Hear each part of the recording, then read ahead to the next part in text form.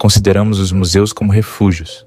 No imaginário coletivo, são templos silenciosos, quase sagrados, dedicados ao conhecimento, à beleza e à preservação de nosso patrimônio comum.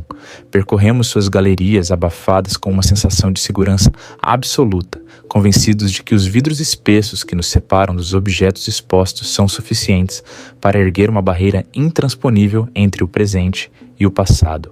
Acreditamos com uma ingenuidade comovente que o que está morto é inerte, que a história, uma vez catalogada, rotulada e colocada sob luz artificial, torna-se inofensiva, domesticada pela razão humana. Isso é uma ilusão, uma frágil construção da mente destinada a nos tranquilizar. Existem, disseminada pelo mundo, coleções que o público não suspeita ou que vê apenas através do prisma distorcido da ficção. Objetos trancados em caixas de chumbo para conter sua radiação, submersos em soluções químicas instáveis prestes a explodir, ou selados por ritos religiosos esquecidos há séculos para conter forças que a ciência ainda luta para nomear, venenos que saturam o ar com partículas invisíveis, radiação eterna corroendo o DNA, maldições que quebraram linhagens inteiras ou patógenos adormecidos esperando pacientemente sua hora. Esses artefatos não são meras relíquias empoeiradas, eles são predadores. Alguns atacam o corpo, corrompendo as células e envenenando o sangue com uma eficácia aterrorizante.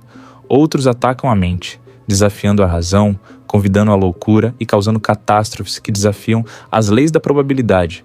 Antes de cruzar o limite desses arquivos proibidos e levantar o véu sobre essas realidades perturbadoras, prepare sua mente. Apague as luzes. Uma vez que esta história comece, uma vez que você tenha visto o que estamos prestes a lhe mostrar, não haverá mais volta. Hoje vamos ultrapassar os cordões de isolamento. Vamos descer aos porões trancados da humanidade para examinar o que os curadores mais temem, do trágico ao tóxico, do rigor científico ao insondável sobrenatural. Aqui está o ranking definitivo, detalhado e aterrorizante dos 10 objetos mais perigosos já guardados pelo homem. Número 10. O gigante traído do Museu Hunterian. Abrimos este arquivo em Londres, na atmosfera enevoada do final do século XVIII, com um horror que não é químico, mas profundamente moral. Uma tragédia que ecoa através dos séculos como o grito de uma alma traída por aqueles que juraram protegê-la. No coração do prestigioso Museu Hunterian, uma venerável instituição da cirurgia britânica, os visitantes se aglomeraram aos milhões por quase 2 séculos. Eles vinham observar com uma curiosidade mórbida, misturada com fascinação e nojo, um esqueleto colossal que se erguia a 2,31 metros do chão. Seus ossos de um branco marfim pertenciam a Charles Byrne, um homem conhecido em vida como o gigante irlandês. Mas o que a placa explicativa omitiu por muito tempo é que esta exposição não era uma homenagem à natureza, mas o resultado de um crime sórdido contra a dignidade humana. Imagine a vida de Charles Byrne na década de 1780, sofrendo de gigantismo acromegálico, uma condição causada por um tumor na hipófise que inunda o corpo com hormônios de crescimento. Sua vida diária era um calvário de constantes dores nas articulações. Seus ossos cresciam mais rápido do que seus músculos podiam sustentar.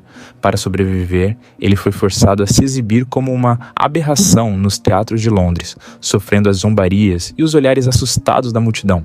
Mas apesar de sua condição, ele possuía uma inteligência aguçada e uma lucidez aterrorizante sobre seu próprio destino. Ele sabia que morreria jovem. Seu coração, sobrecarregado por bombear sangue por aquele corpo imenso, acabaria falhando. E ele tinha apenas um medo, um terror absoluto que o assombrava dia e noite, muito mais do que a própria morte: acabar na mesa de dissecação dos anatomistas. Naquela época, a cirurgia era uma disciplina voraz em rápida expansão, e os médicos, como o famoso John Hunter, eram colecionadores implacáveis. Hunter, um gênio médico, mas um homem sem escrúpulos, via Byrne não como um paciente, mas como um troféu. O gigante, sentindo seu fim se aproximar, tomou medidas drásticas. Ele deixou instruções rígidas e pagou uma quantia considerável adiantada. Após sua morte, seu corpo deveria ser imediatamente colocado em um caixão de chumbo, transportado para longe da costa britânica e jogado na parte mais profunda do oceano. Lá, ninguém, e especialmente não o bisturi de Hunter, poderia encontrá-lo. Mas a ganância dos homens não tem limites. Após sua morte, em 1783, enquanto o cortejo fúnebre se dirigia para a costa, John Hunter interceptou os carregadores do caixão. Ele os subornou com uma quantia astronômica para a época, o equivalente a vários anos de salário. O corpo nunca chegou ao mar. Foi desviado na calada da noite para o laboratório do cirurgião na Leicester Square. Lá, no segredo da noite londrina, enquanto o público acreditava que o gigante descansava em paz sob as ondas, o corpo de Barney foi desmembrado. Hunter ferveu os restos mortais em caldeirões gigantes de ácido para dissolver a carne rapidamente, deixando apenas os ossos branqueados, prontos para serem montados. Por 200 anos, o esqueleto de Barney foi exibido, violando seu último desejo todos os dias, todas as horas, sob o olhar da multidão. Foi apenas muito recentemente, em 2023, que o museu cedeu à crescente pressão ética.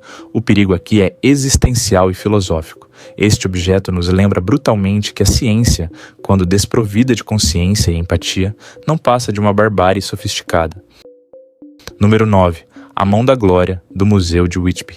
Na 9ª posição, deixamos a ciência para mergulhar nas trevas do folclore macabro da Inglaterra rural. No Museu de Whitby, uma pequena cidade costeira em North Yorkshire, famosa por suas ruínas góticas, açoitadas pelo vento, e por inspirar a chegada do Conde Drácula no romance de Bram Stoker, repousa um objeto saído direto de um pesadelo medieval, a Mão da Glória. À primeira vista, sob sua redoma de vidro de segurança, parece uma raiz nodosa e enegrecida, coberta por uma textura de couro ressecado. É, na verdade, uma mão humana, a mão direita decepada no pulso de um criminoso, enforcado na forca, congelada em uma tensão eterna. Segundo grimórios de bruxaria do século XVII e tradições ocultas locais, a fabricação deste objeto exigia um ritual de rara atrocidade, misturando alquimia e necromancia. A mão devia ser cortada enquanto o cadáver ainda balançava na ponta da corda, recém-executado, capturando assim a energia da morte violenta. Em seguida, era marinada em uma mistura complexa de sal, salitre, pimenta longa e urina para preservá-la eternamente. Depois, devia ser seca na fumaça de verbena e carvalho durante a canícula do verão, um processo lento que transformava a carne em uma substância tão dura quanto a madeira. Mas a abominação não para por aí. Os dedos desta mão serviam como candelabros macabros.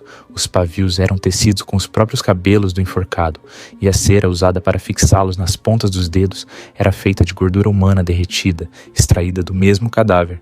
Era a ferramenta definitiva, a arma absoluta dos ladrões de séculos passados.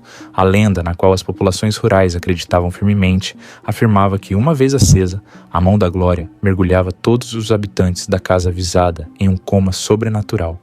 As vítimas ficavam paralisadas em suas camas, com os olhos bem abertos, incapazes de mover um dedo ou gritar, embora perfeitamente conscientes do que estava acontecendo ao seu redor. Elas viam os ladrões saquearem suas casas sem poder intervir. Apenas leite fresco poderia apagar a chama maligna, quebrando assim o feitiço. Descoberta escondida na parede de uma velha cabana em Castleton em 1935. Esta mão é a prova física do poder e da escuridão das antigas crenças ocultas.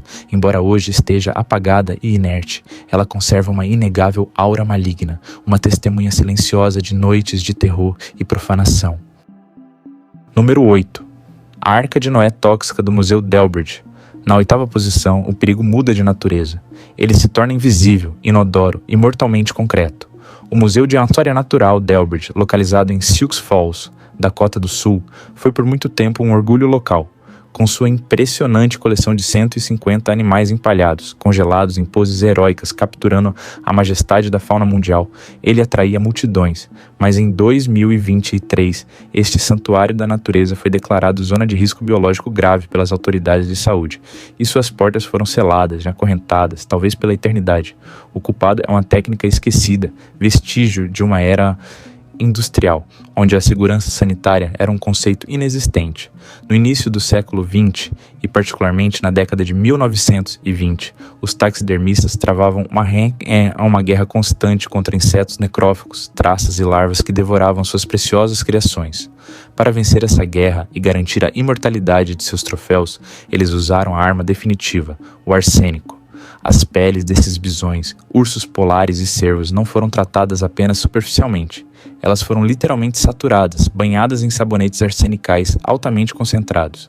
Durante décadas, esses animais atuaram como difusores lentos, liberando micropartículas de arsênico no ar condicionado do museu, criando uma névoa tóxica invisível. O arsênico é um veneno sistêmico temível. Ele não mata imediatamente em pequenas doses, mas se acumula, provoca câncer de pulmão, pele e bexiga, lesões cutâneas irreversíveis e insuficiência cardíaca. O drama aqui é retrospectivo e assustador. Por quase um século, milhares de crianças em excursões escolares, famílias em férias e entusiastas da natureza pressionaram seus rostos contra essas vitrines, respirando fundo, inalando uma poeira mortal sem saber. Testes recentes feitos por especialistas em materiais perigosos mostraram que o simples ato de mover um desses animais ou tentar tirar o pó poderia liberar uma nuvem tóxica suficiente para contaminar gravemente todos os funcionários presentes. O museu é agora uma tumba selada. Esses animais, que pareciam tão vivos, tornaram-se lixo tóxico de alta categoria que não pode ser limpo nem queimado, o que liberaria vapor de arsênico na atmosfera, nem é enterrado sem grave risco para os lençóis freáticos. Eles permanecem lá, no escuro, guardiões envenenados de um templo proibido. Número 7. A Bíblia do Diabo, da Biblioteca Nacional da Suécia. Na 7ª posição, encontramos um livro que pesa o equivalente a um homem e carrega o nome do próprio inferno. Conservado com cautela em Estocolmo, o Codex Gigas é uma obra titânica. Ele mede 90 centímetros de altura, pesa 75 quilos e suas páginas são feitas de velino, fabricado a partir da pele de 160 animais. É o maior manuscrito medieval do mundo, uma maravilha do artesanato, mas seu tamanho não é nada comparado à sua reputação sulfurosa. Ele é universalmente chamado de a Bíblia do Diabo. A lenda de sua criação é uma das mais aterradoras da cristandade. Um monge beneditino da Idade Média, Hermann, o recluso, condenado a ser emparedado vivo por quebrar seus votos monásticos, teria feito um pacto desesperado à beira da morte. Para salvar sua vida e redimir sua alma, ele prometeu escrever em uma única noite um livro contendo todo o conhecimento humano, glorificando o mosteiro para a eternidade. Por volta da meia-noite, com os dedos paralisados pela fadiga, a tinta congelada e a mente quebrada pela magnitude impossível da tarefa, ele percebeu que iria falhar. Em um momento de loucura, ele não invocou a Deus, mas a Lúcifer. O diabo, então, teria atendido ao chamado, aparecendo na cela e terminado a obra antes do amanhecer, em troca da alma do monge. Ele assinou com um autorretrato de página inteira, uma criatura grotesca, verde e vermelha, com língua bifurcada que encara o leitor através dos séculos. A única representação de Satanás deste tamanho em um texto religioso. Além do mito faustiano, o perigo é real e tangível.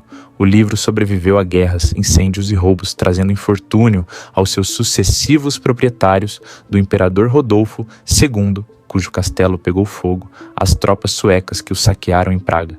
Mas o códice também representa uma ameaça física direta a qualquer pessoa que se aproxime demais. As tintas medievais usadas para essas iluminuras espetaculares contêm metais pesados altamente tóxicos, como o cinábrio, sulfeto de mercúrio para o vermelho e o zarcão, óxido de chumbo para o laranja. Ao longo dos séculos, esses pigmentos se degradam em um pó fino e invisível que se deposita sobre o velino. Folhear este livro sem proteção respiratória e cutânea é se expor a um envenenamento lento por metais pesados, arriscando graves distúrbios neurológicos. O diabo, ao que parece, envenenou as próprias páginas de sua obra para garantir que ninguém pudesse se apropriar deste conhecimento proibido sem pagar um alto preço em carne e sangue. Número 6. A Múmia Azarada, do Museu Britânico. Na 6ª posição, encontramos um objeto acusado de causar um dos maiores desastres marítimos do século XX, um evento gravado na memória coletiva. No Museu Britânico de Londres, sob o aparentemente inofensivo número de inventário e a 22.542, repousa um artefato de madeira pintada. Não é uma múmia inteira, ao contrário do que sugere o seu apelido, mas uma tampa de sarcófago interior magnificamente decorada, que pertenceu a uma sacerdotisa de Amon-Ra. Ela é temerosamente apelidada de a Múmia Azarada. Desde a sua descoberta em Tebas na década de 1880, ela deixou um rastro de ruína e desolação digno de um filme de terror. O primeiro comprador britânico desapareceu no deserto poucas horas após a aquisição, sem deixar rastros. Seus companheiros de viagem foram mortos em tiroteios acidentais ou faliram ao retornar à Europa, perdendo fortuna e status social. Assim que chegou a Londres, a relíquia continuou seu trabalho macabro. Os fotógrafos que tentaram registrá-la encontraram seus rostos distorcidos nos negativos, ou morreram em estranhos acidentes domésticos pouco depois. Mas o boato mais persistente, aquele que forjou sua lenda negra, liga esse objeto ao Titanic. A lenda, repassada por jornalistas da época como o famoso William Stead, que também morreria no naufrágio, conta que essa tampa amaldiçoada, ou uma réplica carregando sua influência nefasta, estava no porão do navio inafundável durante sua viagem inaugural para Nova York. Alguns espíritas afirmam que a maldição da sacerdotisa influenciou a mente do capitão Smith, cegando-o para o perigo, empurrando-o a ignorar os avisos sobre os icebergs. Embora o museu negue formalmente sua presença física no navio, argumentando que o objeto nunca saiu de Londres, o medo que esse artefato inspira é muito real. Um objeto pode carregar uma carga negativa capaz de afundar um navio, ou é apenas uma série de trágicas coincidências amplificadas pelo medo? De qualquer forma, ainda hoje, os guardas noturnos relatam sons de choro e batidas surdas emanando de sua vitrine quando o museu mergulha na escuridão. Número 5. Robert, o boneco, o tirano da Flórida. Na quinta posição, antes de Annabelle, havia Robert. No Museu Fort East Martello, em Key West, Flórida, vive uma entidade sob a forma de um boneco marinheiro em terno branco, com o rosto coberto de cicatrizes, o corpo cheio de palha compactada. Ele segura um pequeno leão em seus braços e parece à primeira vista inofensivo. Este é um engodo grosseiro, dado em 1904 ao jovem Gene por uma serva das Bahamas versada em magia voodoo e bruxaria. Robert nunca foi um simples brinquedo. Desde os primeiros dias de convivência, os pais de Gene ouviam seu filho conversando com o boneco em seu quarto trancado. E eles ouviam o boneco responder com sua voz profunda e gutural, totalmente diferente da voz da criança. Os vizinhos alegavam ver Robert se mover de janela em janela, observando a rua com malícia quando a família estava fora. Gene, uma vez adulto, guardou Robert por toda a sua vida, vivendo à sombra do boneco, culpando-o por cada infortúnio, cada fracasso, cada acidente que acontecia com ele, repetindo incansavelmente esta frase que se tornou famosa no folclore americano. Foi o Robert quem fez. Ainda hoje, a influência de Robert é ativa e virulenta. Basta olhar para as paredes ao redor de sua vitrine, à prova de balas. Elas estão forradas com cartas, milhares de cartas de desculpas, manuscritas ou datilografadas, enviadas por visitantes de todo mundo. Por quê? Porque a regra do museu é simples, mas rigorosa. Você deve pedir permissão a Robert educadamente, em voz alta, antes de tirar uma foto dele. Aqueles que zombam dele ou o fotografam sem consentimento pagam caro. Acidentes de carro ao sair do estacionamento, perdas repentinas de emprego, divórcios, doenças inexplicáveis. As cartas imploram perdão ao boneco para impedir que a maldição caia sobre os céticos. Robert não é um objeto de museu, é uma entidade vingativa que exige respeito absoluto. Mesmo através de uma tela, sua imagem se imprime na sua retina, lembrando que, com certas forças, é melhor não correr riscos desnecessários. Número 4. A Câmara dos Horrores do Museu Mutter. Na quarta posição, entramos no que é, sem dúvida, o lugar mais fisicamente exaustivo da Terra, um lugar onde o próprio ar parece pesado de sofrimento, o Museu Mutter, na Filadélfia. Aqui, a morte não é abstrata, é crua, deformada e preservada em formol. É uma verdadeira biblioteca do sofrimento humano. Esqueletos de gêmeos siameses fundidos pelo crânio, um cólon gigante de 20 quilos dilatado por doença, corpos transformados em sabão pela composição química da terra onde foram enterrados. Mas o perigo não vem apenas da visão insuportável que revira o estômago dos mais durões. O perigo é biológico e químico. Esses milhares de espécimes banham-se em fluidos conservantes que datam da era vitoriana, misturas instáveis e voláteis de formaldeído, cloreto de mercúrio e arsênico. Em 2023, o museu teve que fechar algumas sessões com urgência. Frascos antigos, cujas vedações se degradaram com o tempo, começavam a vazar, liberando vapores cancerígenos e neurotóxicos no ar confinado das reservas.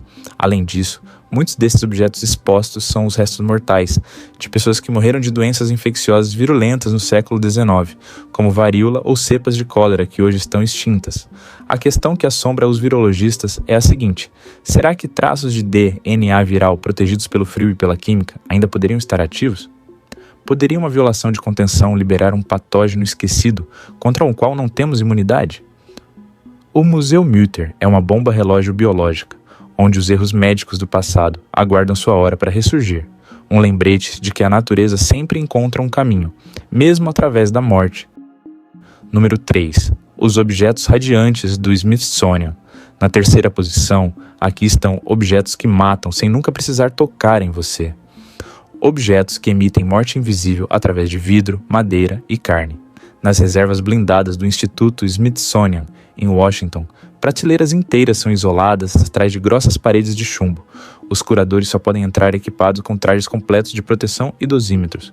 O que eles guardam com tanta precaução? Relógios simples, despertadores, potes de tinta. É o trágico legado das Radium Girls. No início do século XX, o rádio, descoberto por Marie Curie, era considerado uma substância milagrosa. Ele brilhava no escuro, uma magia luminescente verde pálida que fascinava o mundo. Milhares de mulheres jovens foram contratadas para pintar os mostradores de relógios com essa tinta especial para os soldados da Primeira Guerra Mundial. Para afinar a ponta de seus pincéis e serem mais precisas, foi-lhes ensinada uma técnica fatal: levá-los à boca entre cada pincelada para umedecê-los. Sem saber, dia após dia, hora após hora, elas ingeriam rádio puro.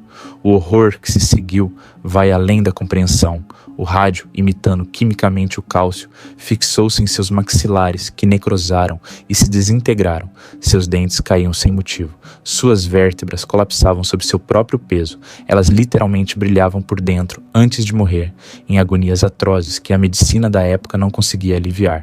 Os objetos que elas produziram, esses relógios inocentes, ainda são altamente radioativos hoje. O rádio 226 tem uma meia-vida de 1.600 anos. Esses objetos permanecerão mortais por milênios, muito depois de termos desaparecido. Eles são a prova eterna e irradiante da imprudência criminosa da indústria. Aproximar-se dessas prateleiras sem proteção é convidar o câncer a se inscrever diretamente em seu código genético. Uma sentença de morte silenciosa e inevitável. Número 2. Annabelle, a boneca demoníaca. Na segunda posição, ela é o ícone do mal absoluto, a rainha dos objetos amaldiçoados. Esqueça a boneca de porcelana, de rosto assustador dos filmes de Hollywood. A verdadeira Annabelle é feita de trapos. Ela é uma boneca Raggedy Ann. Ela tem cabelos de lã vermelha, um nariz em triângulo e um sorriso costurado. E essa aparência infantil a torna ainda mais aterrorizante, porque o mal muitas vezes se esconde sob traços inocentes. Trancada no Museu do Ocultismo do casal Warren, em Connecticut, hoje fechado ao público, ela reside em uma gaiola feita de madeira e vidro sagrado, selada por orações de amarração e abençoada regularmente por um padre. Uma placa de madeira esculpida à mão avisa inequivocamente: aviso, não abra de forma alguma. Segundo os famosos demonologistas Ed e Lorraine Warren, Annabelle não é assombrada pelo fantasma de uma garotinha solitária, mas manipulada por uma entidade inumana, um poderoso demônio buscando possuir um corpo humano. A boneca é apenas um canal, uma isca para atrair almas fracas. Lorraine Warren costumava dizer: olhar para Annabelle é como olhar para o cano de uma arma carregada. E essa comparação não era uma metáfora. A prova de seu perigo reside na trágica história de um jovem motociclista. Durante uma visita ao museu, esse jovem cético e arrogante zombou da boneca na frente de sua namorada. Ele bateu violentamente no vidro, desafiando-a a arranhá-lo se ela fosse real. Menos de 3 horas depois, enquanto voltava para casa, ele perdeu o controle de sua moto em uma reta. Sem nenhum motivo mecânico aparente, ele bateu em uma árvore e teve morte instantânea. Sua namorada, que sobreviveu ao acidente, afirmou que ele ainda ria da boneca pouco antes de os freios falharem inexplicavelmente. Annabelle não perdoa a insolência. Ela espera pacientemente pelo próximo erro, pelo próximo momento de fraqueza. Número 1. A caixa de Dybbuk. Aqui estamos, o ápice do terror, o objeto considerado o mais perigoso do planeta. Não é uma arma de guerra, não é um veneno industrial. É um pequeno armário de vinhos de madeira comum, desgastado pelo tempo, que poderia ser encontrado em qualquer sótão. A caixa de Dybbuk. No antigo folclore judeu, um Dybbuk é um espírito malévolo, uma alma deslocada, que busca se agarrar aos vivos para terminar uma tarefa inacabada ou semear o caos. Esta caixa foi projetada para aprisioná-lo durante um ritual complexo, mas o selo foi quebrado por ignorância. A história moderna da caixa é uma ladainha de dor, terror e sangue. Kevin Manis, que a comprou em uma venda de espólio em Portland, deu-a de presente para sua mãe em seu aniversário. 5 minutos. Apenas 5 minutos após recebê-la e tocá-la, ela foi atingida por um derrame maciço que a deixou parcialmente paralisada e incapaz de falar pelo resto de sua vida. Suas únicas palavras rabiscadas em um pedaço de papel com sua mão boa foram um apelo para tirar aquele presente amaldiçoado de perto dela. todos os proprietários subsequentes relataram os mesmos fenômenos perturbadores e violentos. Pesadelo compartilhado de uma velha bruxa que os ataca enquanto dormem, cheiros pestilentos de jasmim podre e urina de gato surgindo do nada na casa, doenças de pele fulminantes, vômitos de sangue inexplicáveis. Hoje ela é a peça central do Museu Assombrado de Zak Bagans em Las Vegas. É mantida em uma caixa de acrílico isolada do resto do mundo. O astro mundial Post Malone cometeu o erro de chegar perto demais durante uma visita privada. Ele não tocou na caixa diretamente, mas tocou no ombro de seu proprietário, que estava em contato com o objeto. A reação em cadeia foi imediata e digna do roteiro de um filme de catástrofe. Pouso de emergência de seu jato particular, após os pneus explodirem em pleno voo, um violento acidente de carro em Los Angeles, um assalto à mão armada em sua casa. Tudo isso no espaço de algumas semanas. Especialistas em paranormalidade e rabinos que estudaram o objeto são categóricos. Não deve ser aberto. Não se deve falar com ele. É até aconselhável não olhar nos olhos dela por muito tempo, pois se você olhar para o abismo que reside dentro desta caixa, o abismo já o avistou. Arsênico, mercúrio, rádio, demônios. Nossa jornada por esses santuários do perigo termina aqui. Esses 10 objetos nos lembram de uma verdade fundamental que nossa era moderna, obcecada por controle e segurança, tenta desesperadamente esquecer. Não somos os mestres da realidade. Podemos construir paredes de chumbo, inventar vidros inquebráveis e selar portas com correntes abençoadas. Mas certas forças, sejam elas químicas, biológicas ou sobrenaturais, sempre encontrarão uma maneira de se infiltrar. Não se esqueça, se esses objetos estão atrás de um vidro, não é para protegê-los de você, é para proteger você deles. E às vezes o vidro não é grosso o suficiente.